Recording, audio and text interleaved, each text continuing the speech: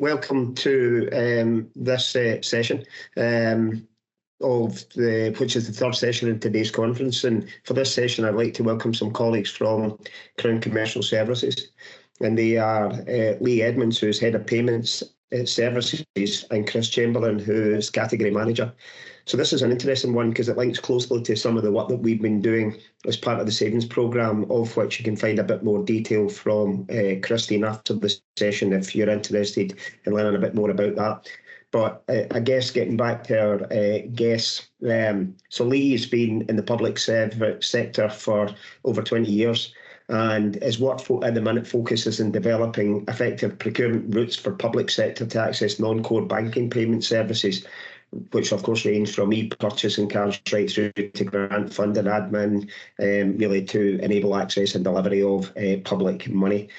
Chris, after a career really focusing on account management, has worked for Crown Commercial Services over the last 3 years, and naturally, as a category manager, would be a close ally when it comes to deploying some of the service offerings that Crown Commercial Service have within the banking and payments programmes, and one that would be a direct link to the work that you do both in councils and the work that we do within Scotland Excel. So, gentlemen, I'd like to welcome you both. I'm going to hand over to you. As always, we'll keep the questions to the end, and then I'll come back in and provide a bit of a summary there. But meanwhile, over to you, and thanks very much. Perfect. Thank you very much for hosting this session today, and thanks everybody for joining and taking time out. We'll try and keep it as interesting as possible, given it's the lunch session. I had a bad dad joke, which I won't go through with you today. So we'll kick off because we've got a lot to get through. Chris, if you could just move on to our first slide, please. So forgive me if you all already know this, but we thought we'd better tell you who we are, Crown Commercial Service. So essentially, we are the largest public sector buying organisation in the UK, and we procure everything on behalf of the public sector, from toilet roll through to satellites. Our focus today is on payment services, which we'll talk a lot about. But just to give you a view of our size and scale, we delivered around about 30 billion in spend for the public sector over the last financial year, and critically over 3 billion in commercial benefits. So that's the quantifiable metric of the kind of savings that we've achieved for organisations through working with Crown Commercial Service in the public sector last year. So what we do exactly is develop commercial solutions, provide commercial advice and expertise in specific areas where the public sector requires assistance, and in particular where there's a common demand for goods and services. We deliver value, including savings initiatives, but also we're there to support right through the procurement life cycle. So next slide, please, Chris. So just a little bit about CCS Payment Services. We are set up essentially to look at non-core banking. So essentially that covers a range of things, from paying for procurement via procurement cards, so government procurement cards, through to grant funding administration, so getting money into the hands of those who need it through grant funds administration, through third-party outsourcing, through to digital procurements through open banking and procurement cards and payment acceptance services. And we're going to touch on some of those in some more depth. But why are we looking at payment services in particular? There's a couple of quotes there from our category strategy, looking at the reason that we need to focus on payments and the reason why we need to keep ahead of the game in terms of the products and services that we deliver for the public sector.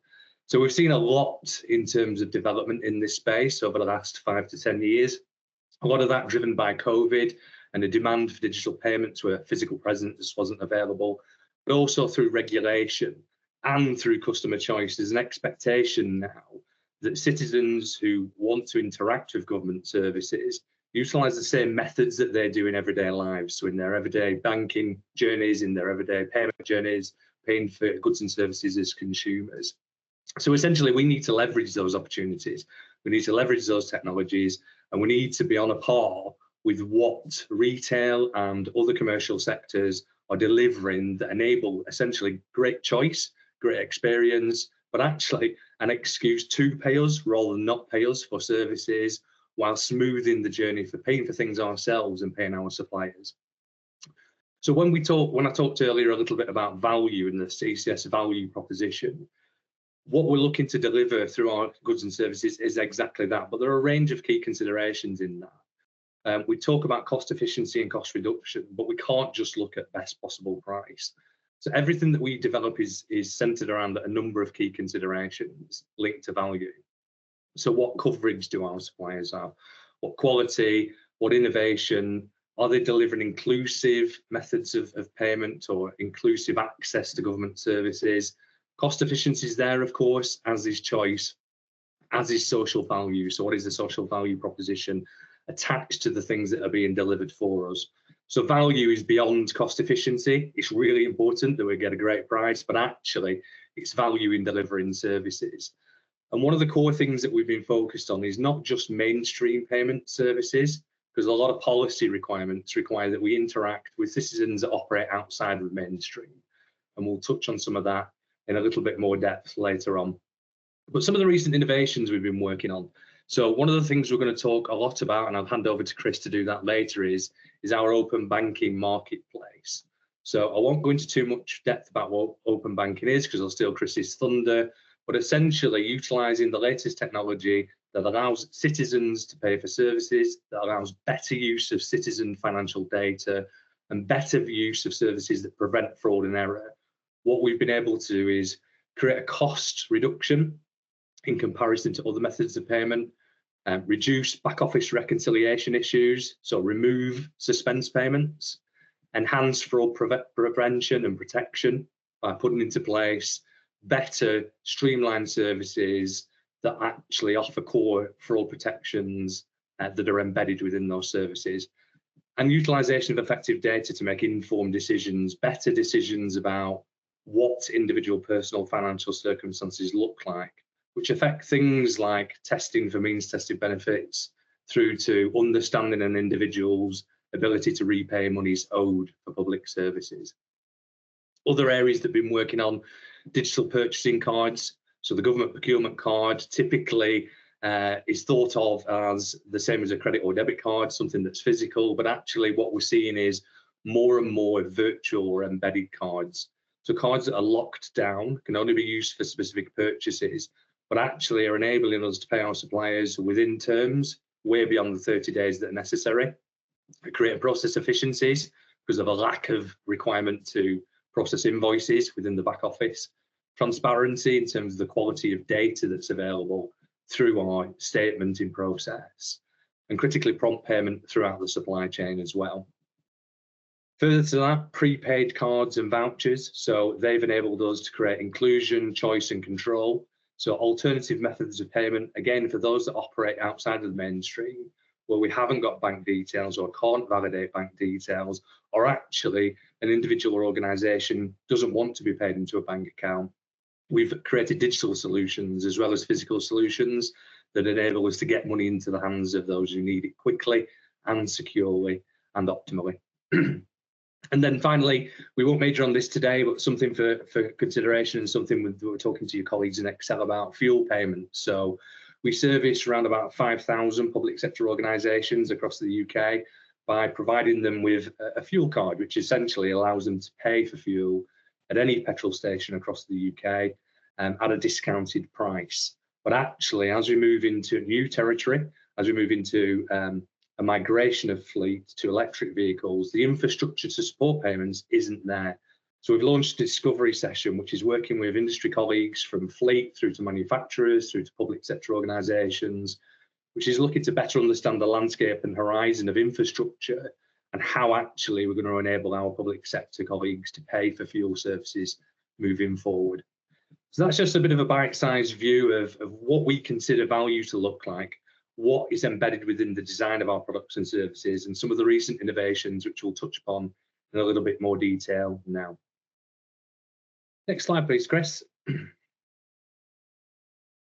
So how we deliver this, we've got a number of digital marketplaces and commercial agreements. So in simple terms, contracts, umbrella contracts, which have standard terms that are essentially linked to best practice within the public sector and private sector, which can be drawn down to serve individual or collective needs of public sector organisations.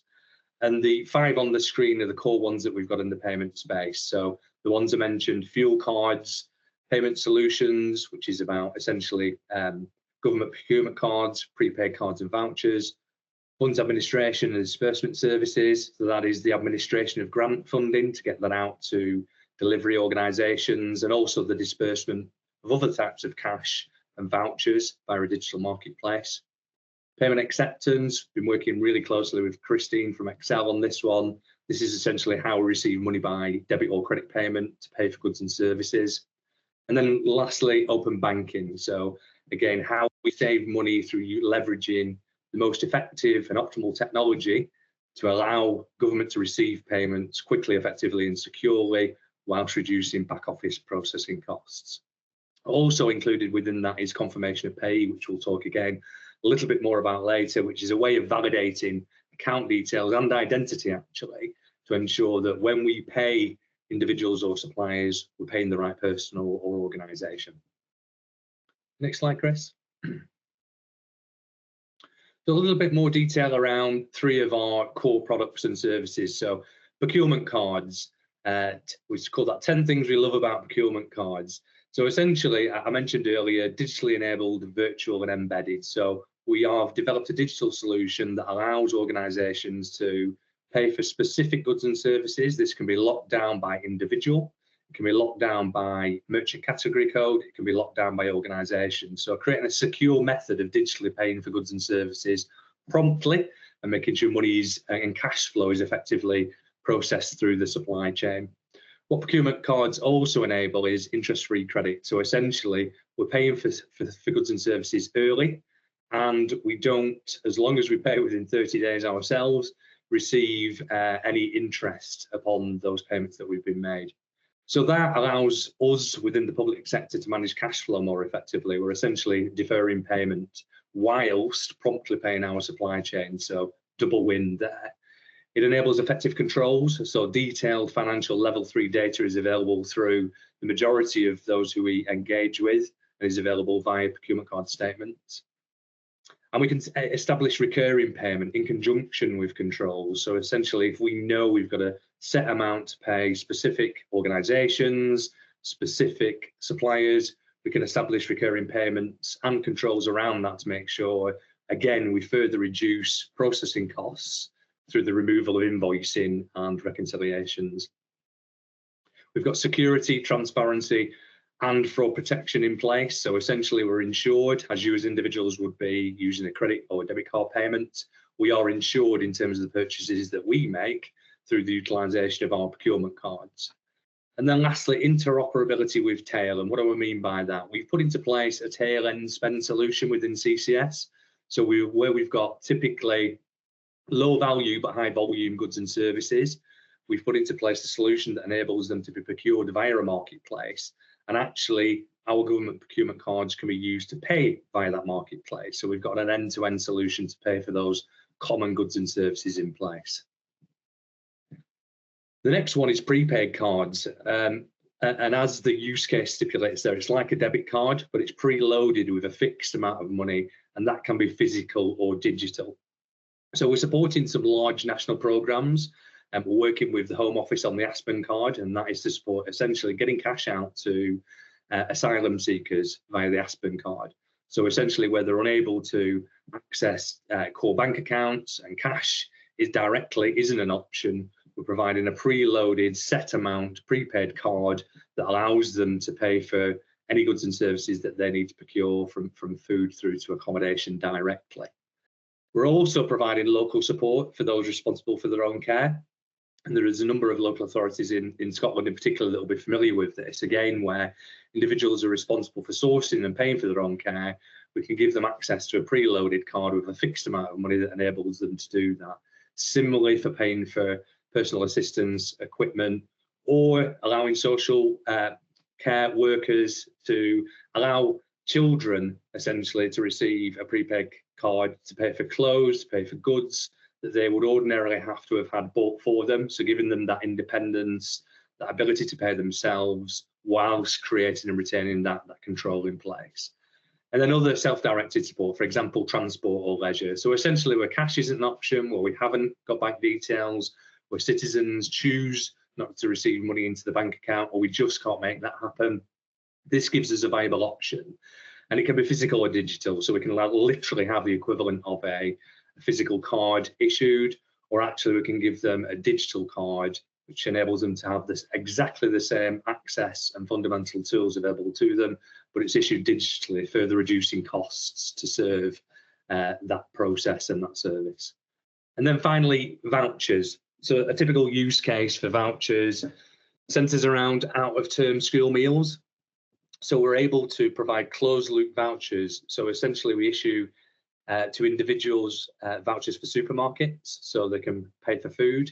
And essentially this has been used on a widespread basis through the UK government's Household Support Fund, particularly with English councils, where they've issued vouchers for supermarkets. So essentially kids can eat out of term time when they're usually receiving free school meals. But also for things like survey incentives. So ONS were big users of this during COVID, when many of you will perhaps have received surveys looking at life and what's happening in general during COVID, and they issued prepaid vouchers to individuals to actually incentivize them to take part in survey activity. And then one-off payments, where individuals essentially receiving payments because of financial difficulty. Again, the Household Support Fund was an example of this within the UK, and where we're unable to validate bank account details or don't have bank account details, we can issue vouchers out for fixed amounts and even lock down to specific merchants, such as supermarkets again, to drive behaviour in what money is spent on ultimately. And essentially that looks like a gift card, but it's locked down to those specific markets and merchants. And again, that can be physical or digital. So a physical voucher can be issued, or it can be issued via a text message or email, where a QR code presents access to the funds via a secure interface. Let's just move on to the next one, please, Chris. So payment acceptance. So payment acceptance is the one that I mentioned earlier that we've been working with Christine on, essentially looking at how we can save money across the public sector.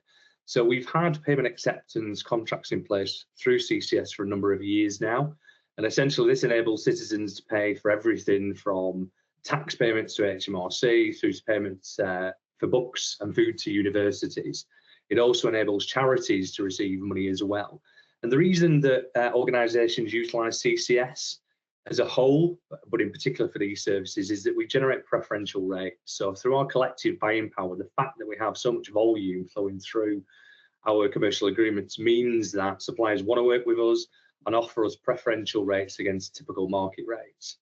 And some of the bubbles at the bottom of the slide kind of illustrate some of the wins that we've had through these services. We typically save around 15% against market rates through our transparent fee structure. And essentially, we're able to segment payment acceptance propositions into constituent elements. That's a mouthful, isn't it? What we mean there is there are different aspects of payment acceptance services that organisations require. So some large-scale organisations already have a payment gateway and just need an acquiring service. So somebody to acquire the funds, push it into that gateway so they can receive it, whereas other organisations have end-to-end requirements. Some even require POS terminals, so point of sale terminals, to physically take card payments within premises, and we provide opportunities to access those services too. Furthermore, we have payment consultancy services, so if you don't exactly know what you're looking for, or you're looking for something innovative, we have specific consultants who operate in this space as experts that can help. And option alternatives as well. So if you're already procuring a card-based payment acceptance service, but are looking for innovation within this space and looking to test and learn from other payment alternative methods of payment that might be available, they can be procured alongside payment acceptance services through our frameworks as well.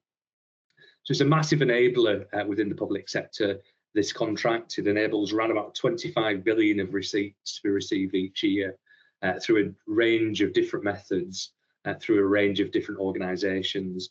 Some of our larger users include Government Banking Service, HMRC, DVSA, but also we serve hundreds of local authorities, charities, university sector organisations. And again, even those smaller buying organisations in terms of the amount of money that they spend or receive are receiving the same rates as larger organisations. We're leveraging the collective purchasing power to make sure that we as a whole public sector benefit from our scale. Next one, please, Chris. And this is where I hand over to you. I say you're on to me now, aren't you? Thank you very much. So I'm here today to talk to you about open banking.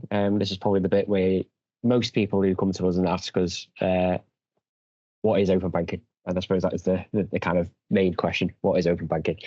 So I'm going to try and explain what open banking is in kind of the most layman's terms I possibly can do before going into too much detail around what open banking can actually offer you. But the likelihood is you've probably already experienced open banking directly yourself. If you have made a payment to a friend or family member through a banking app, and you've been asked to input their account information and name so there can be a verification to check that that's the right person, that's open banking. If you've got, say, an app like, say, Plum or some sort of similar savings type app as that, where you set specific parameters of, say, roundups, whereby if you spend, I don't know, 98p, it'll put that 2p into a savings account for you. That's open banking. If you've got some kind of parameters set where every payday it'll take a couple of quid out to put towards a rainy day type pot, or you have a kind of weekly recurrence of that, that's what we call a variable recurring payment, and that's open banking. So it's allowing account to account payments to be made, and the use of your account data to kind of talk to each other to enable it to do things that traditional banking offerings wouldn't typically be able to do. So in broadly simple terms, it's account to account type payments. So what that offers you is an alternative means to standard types of payment. So it is literally account to account. If you're wanting to pay somebody, you've got a bank account, they've got a bank account, you can pay that. If you want to pay your money into another bank account that you own, it allows for that as well. It reduces the back office processes of other types of payments. So for example, we looked at payment acceptance before. That's typically card-to-card payments or card payments. There are various gateways and requiring processes and all sorts of functions that happen behind the scenes. There are still behind-the-scenes processes with open banking as well, but there's a lot more to it when it comes to card payments. With account-to-account payments, all those kind of processes mostly go away. There's still an element of a payment initiation service provider, which I'll come to in a moment, going through a process of facilitating the payment for you, but it cuts out a lot of the additional processes that are there that ultimately make it a much easier process to have, and will save you money, essentially, which is obviously a key factor of why this is prevalent at the moment. It also allows for identity checks and account checks. So there's a mitigation of fraud and risk of fraud. It also reduces the kind of spend and resource element of having to actually deal with those kind of errors. So, if someone has sent some money to the incorrect account in error, there's obviously a whole process of having to go and chase down that transaction and try and recoup those monies back. It can get lost in a black hole of various different accounts. They'll be quite challenging. What the likes of identity checks and confirmation of payee, which I'll go to in a little bit more detail later, it verifies that the correct person is receiving those funds, so that you've got peace of mind that you're sending the money to the right account, it's in the right name, and it should be going to the right person to receive that money. And then the other thing that it offers you that I've highlighted here is the use of financial data.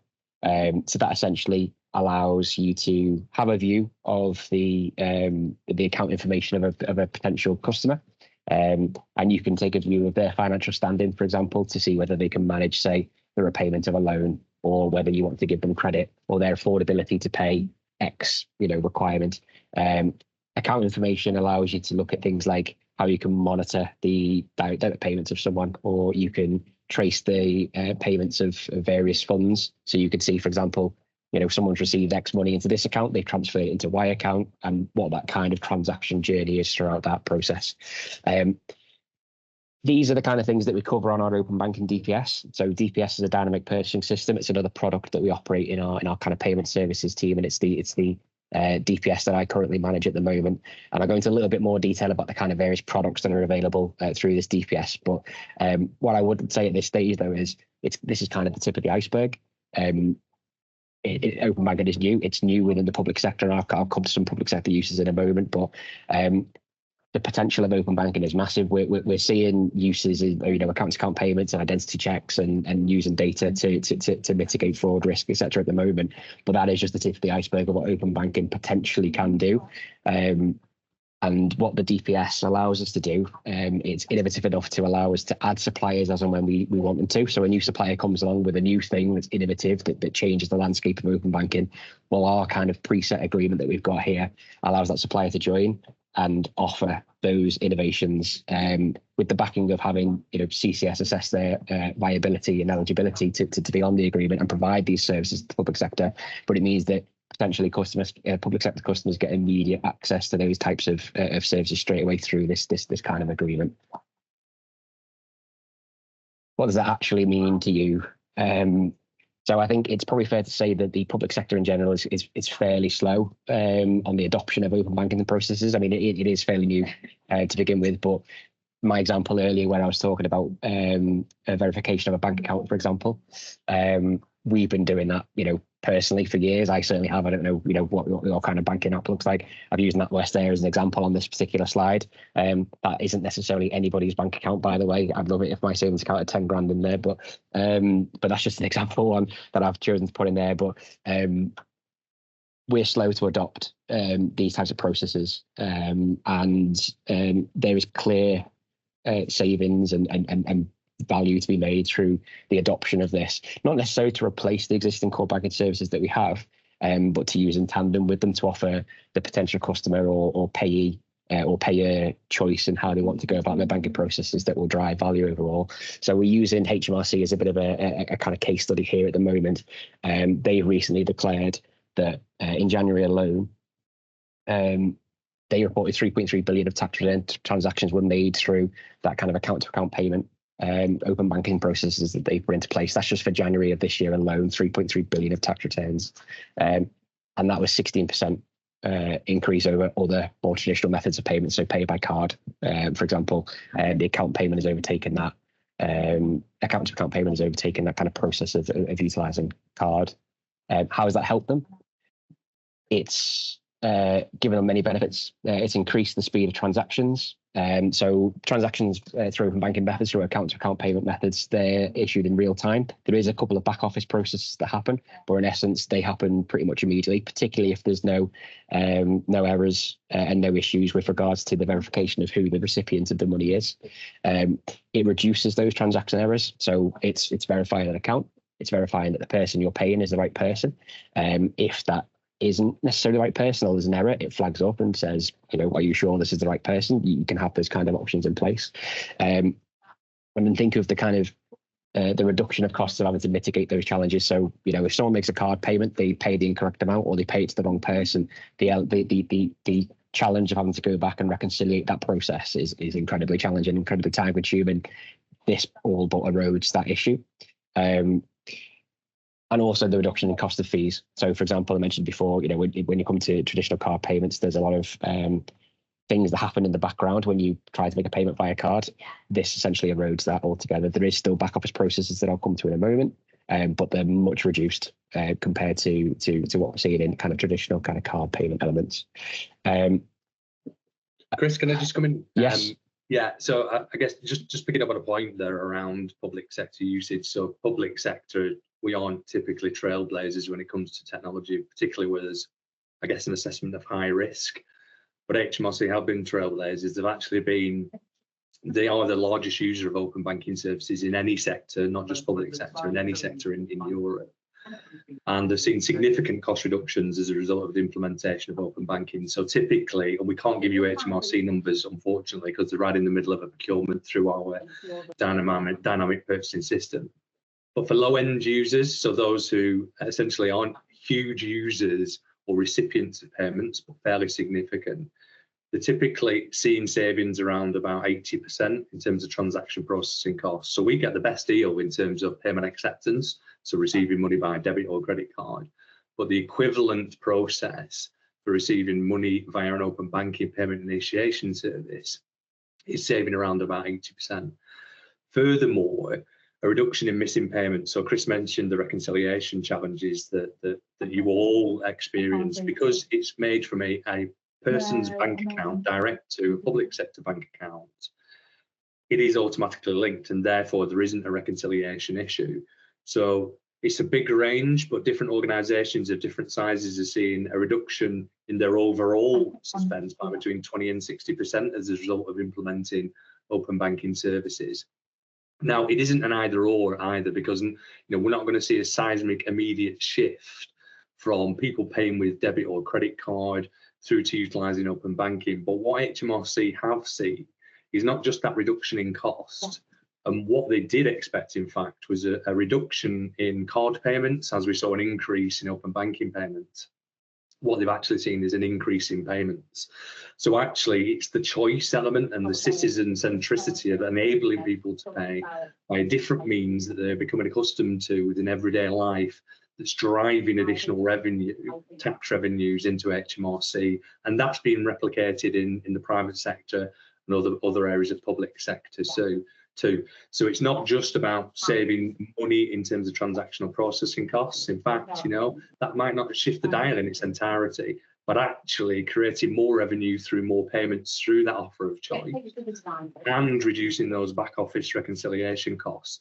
The package of value is really, really powerful, and that's why HMRC is adopted and is actually growing the utilisation of this service. So more types of tax will be available to be paid for via open banking services moving forward. I'll be quiet now. Sorry, Roger. Yeah, you're very welcome. Feel free to jump in. So, I mean, Lee, you mentioned there about the payment initiation services, and that's one of the elements where HMRC has implemented a means of being able to issue these kind of account-to-account payments. It's one of the facilities that's available to us through the DPS. And is largely a kind of behind the scenes type service that you wouldn't necessarily see, but it allows these account-to-account payments to kind of happen in real time, and is where you drive those kind of alternatives to those kind of traditional card payments. So I've got a slide here that talks to you about what the kind of payment journey actually is, but what it means to the customer, and what it means to the recipient of the receiver of the fund, essentially. It's slightly, unfortunately, acronym to PIS, which isn't helpful, but that's the industry standard term for payment initiation service. And luckily, we do have payment initiation service providers, which changes the acronym to PISP, which is slightly better than PIS.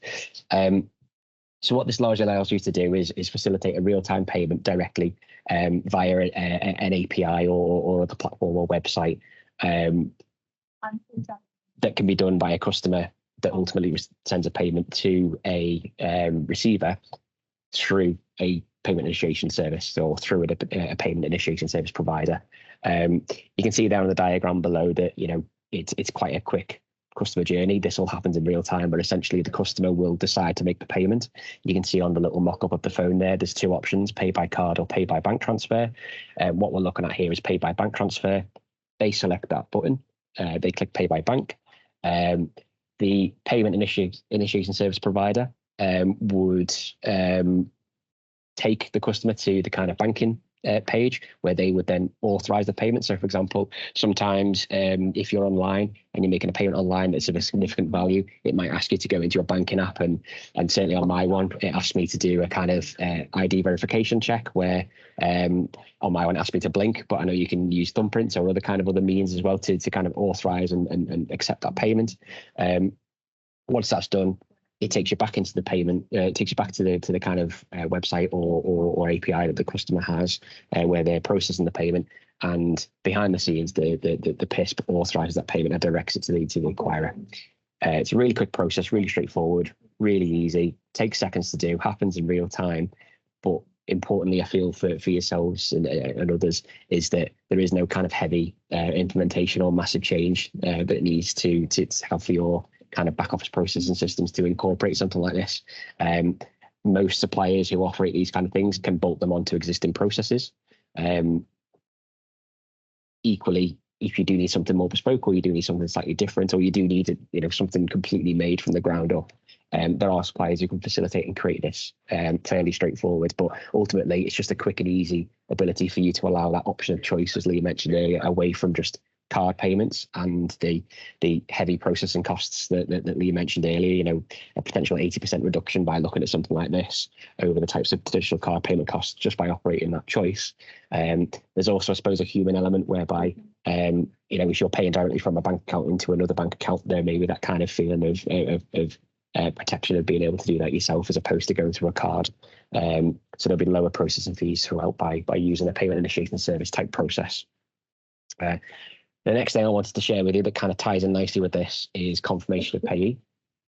So confirmation of payee is kind of exactly what it says. So we refer to it as COP, but it's essentially a way of verifying that the account information and the customer details that you have match up, so that you know that the payment is going to the right person, or you know that the payer is receiving the right information.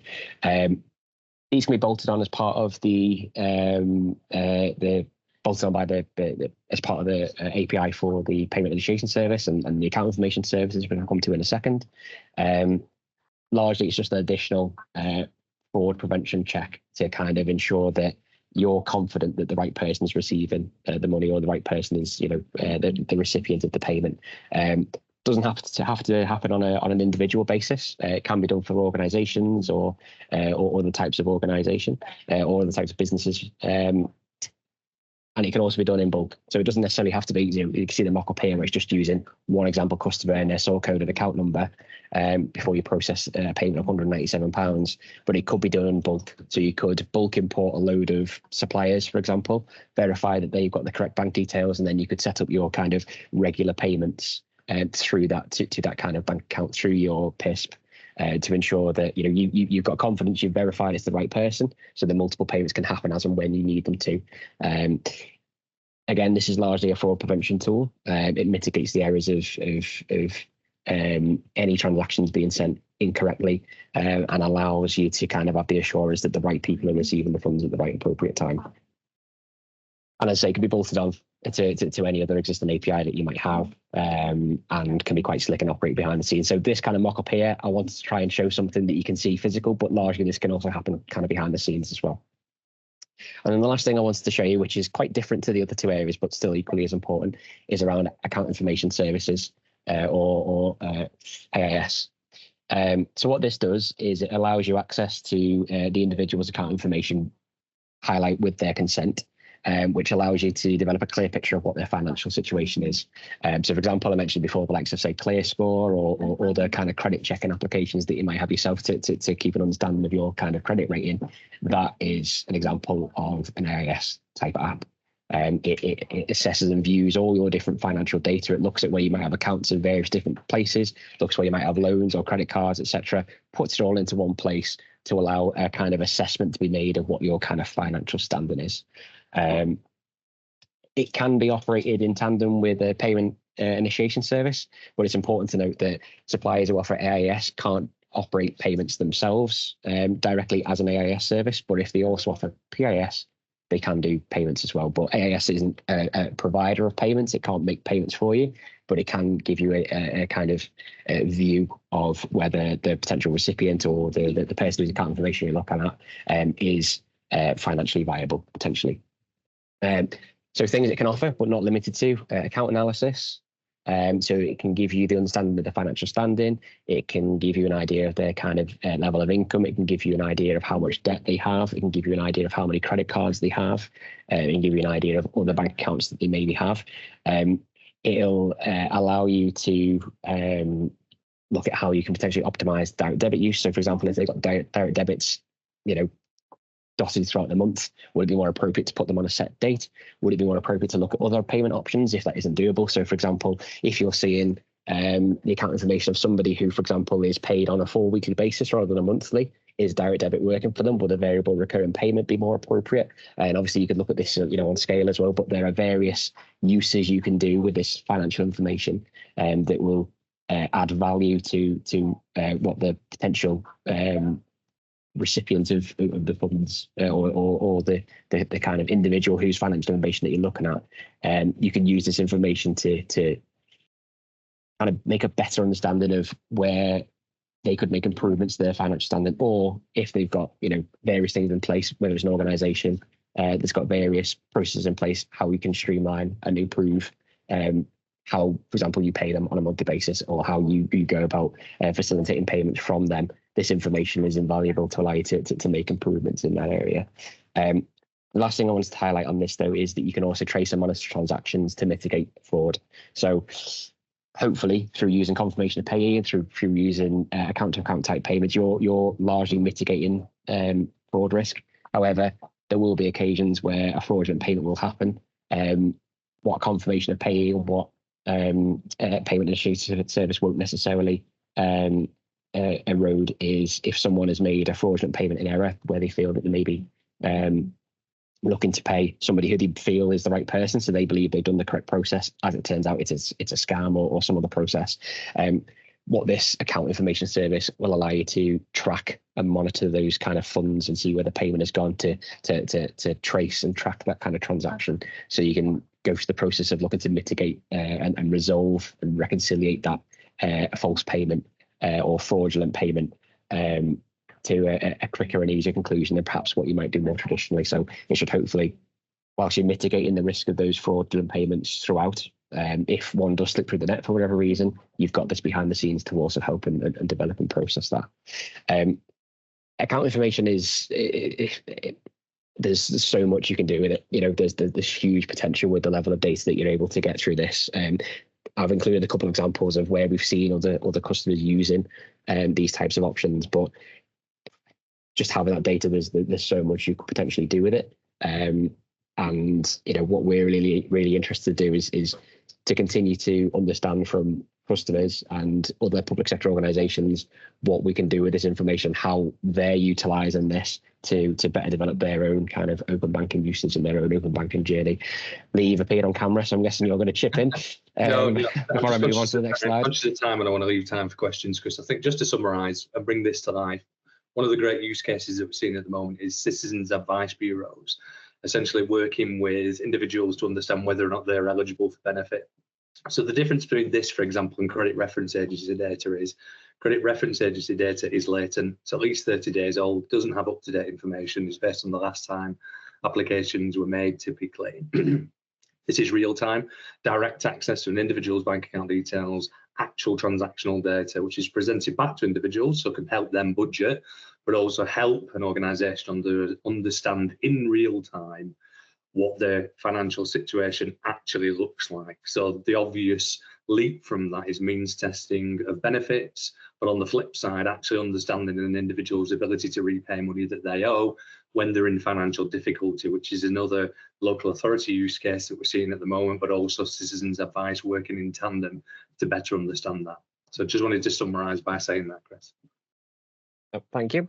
That brings me neatly on to our public sector payments community. Lee, do you want me I'll pick this up. So one of the things that we're doing, we are starting to establish is exactly that, a community across the public sector that looks at the payments landscape. And there's a quote from our strategy on the right-hand side, which kind of shows the size and scale of this industry.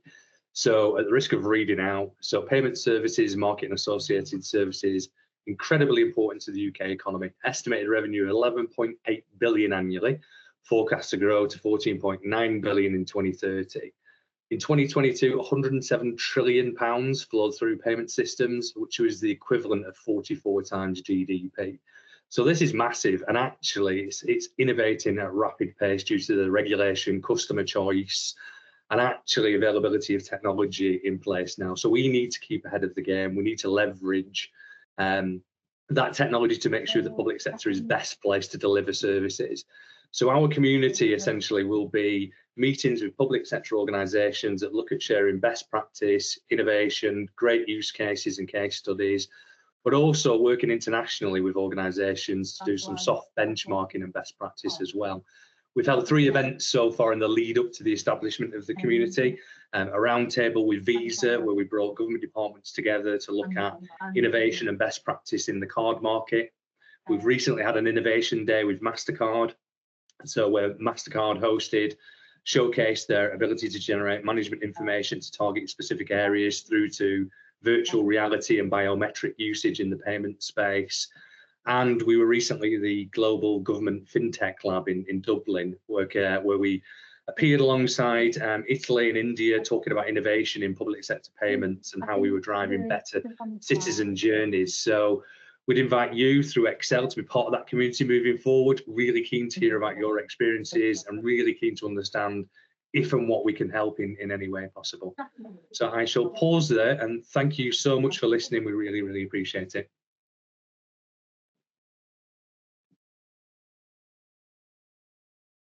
Questions.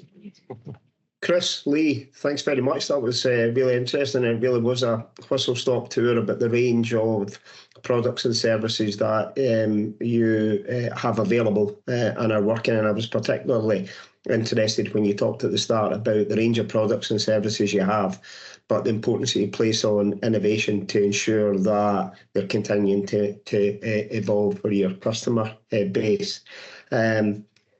I think when you were talking about open banking, Chris, that's certainly an area that you can think of a number of applications for our sector in particular, and the range of benefits that you can drive. And it's not just about reduced risk, but reduced fraud, or the opportunity for fraud, and really to reduce the costs associated, particularly with card transactions, as well as particularly interesting. What I think would be worthwhile, you mentioned an example such as advice. I think what would be really useful if you've got any case studies that you could share through our team, and I'm thinking about through Christine in particular. I think that would be particularly beneficial. And then look for opportunities to continue to work with our sector, because that aligns very well with some of the challenges that we have. And you've covered a number of those bases right through to service delivery.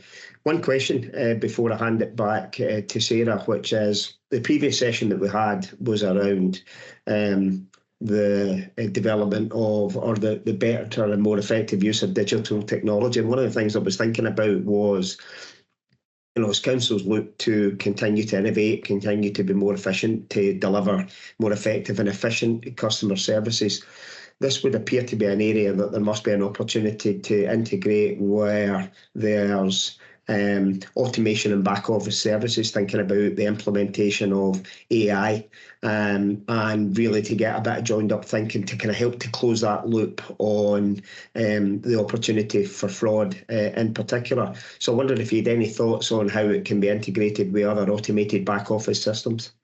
Yeah, I mean, the beauty here is that the API integration means that it's really simple. So we haven't experienced any challenges with the kind of integration with existing back office platforms, whether they be legacy or new implementations moving forward. So it isn't tied to a specific platform. It works in conjunction with any ERP that we've experienced so far, or finance processing platform. So that simple API integration lends itself well to a whole solution approach effectively. Yeah, sure. Thank you. That's helpful. Thanks. Sarah, I'm going to hand back to you. Thank you. Thanks, Chris and Lee. Just going to see if we've got any questions here. We've got two people with their hands up, so we'll start here with Julie, if you want to come in with your question. Thanks, Sarah. Thanks, guys. Really informative presentation. I suppose I'm looking for your views on how we raise the profile of all of this type of thing in local government. And I'm going to give you a specific example, because Stephen and Christine and I met with a chief exec and an FD yesterday, and there's still a bit of fear around even just the P-card aspects, let alone open banking and some of the more I suppose innovative things that you've talked about today. So clearly we've got a way to go, and that's what came to me out of the meeting. Hugh suggested case studies, and I think that might be one way to do it, but I think there's more we can do, and I'm interested in your views about what you can do and what we can do to get people to take the steps they need to take. Yeah, there's a lot to unpack there. I mean, the P-card issue is interesting, isn't it? Because there was a wholesale review of the use of procurement cards in Scotland recently, which I fed into actually. And I guess it's really getting to the base level understanding of what these solutions offer, and the fact that we're not talking about the kind of traditional usage of these services. So again, taking P-cards as an example, I majored today on talking about automated, virtual, digital procurement cards.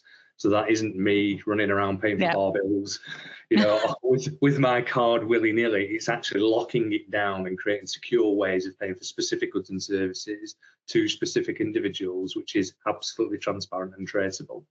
So it's about, I guess, understanding what those concerns are, and then us building a pitch around that to help people understand the counter or the contra to those arguments. So P-card, we can lock it down on a virtual basis, so they can only pay for certain things to a certain amount to certain organisations, and it's ultimately traceable with the same level of data you would get via an invoice process, and we can show you that. And actually the fraud prevention and insurance that sits around it makes it better than the invoice process. Plus you're not receiving millions of invoices, which is the alternative ultimately, and then you're going to have a cost to process those. So it's about the whole picture rather than one element, which is why I've tried not to hone in within this presentation too much just on the cost savings. It's the value piece. What does it mean as a whole to an organisation? Yes, cost savings, fantastic, but it's secure, it's transparent, it actually is accessible via your organisation, via the citizens that interact with these services, and actually it's becoming mainstream as well. So people trust these things and are using these things on a day-to-day basis. Why wouldn't we? So again, building the case around the whole argument as opposed to honing in on we can save you a few quid is really, really important in this space. Okay, so I mean, and I think on the broader kind of digital applications like open banking, I think Hugh's point around bringing use cases to life from organisations that have embedded this already is really, really important. So once HMRC are at procurement, we'll have some really detailed kind of examples of how they've utilised open banking and how they are going to use it moving forward. But other organisations, even like NS&I, so National Savings, utilise open banking through similar contracts. There's a real variety of different organisations using these services in a different way.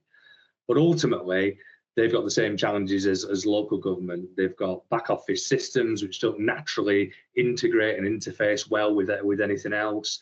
They've got challenges around cost reduction. They've got concerns at the top of the shop around fraud prevention and security. So how have we overcome that? How is it working well? What's the evidence? And we will be able to present more of that moving forward. Excellent. Thanks a lot, Lee. We'll look forward to seeing more of that. You're welcome. That's great. Thanks, Lee. And Stephen, you got a question as well? Thanks. Thanks, Sarah. I guess the guys covered quite a bit of my question and I was going to talk about. So guys, thanks for that. You covered a lot. You covered a lot in a number of different areas, and that's going to dramatically change public sector and probably all of our lives as well. I guess I was going to hone in on the one I think is truly transformational in the open banking. And I was going to say, I think it would be really good for all of us if HMRC did a case study and you supported them doing that, because I think that we'll need it. Many people on this call will talk about P-cards and talk about vouchers and talk about things, and many of us know those areas. Open banking is transformational, it's new, it's big, and kind of like what both the guys talked about as well. It'd be good to understand what tie-ins do you have with the Scottish public sector representative groups? So people like, is there a working group in SITFA? Are there things there that you're working on in open banking? And if not, we in Scotland Excel have just initiated some things to talk about those, and maybe we can support you with that. But obviously we won't if you're doing that already.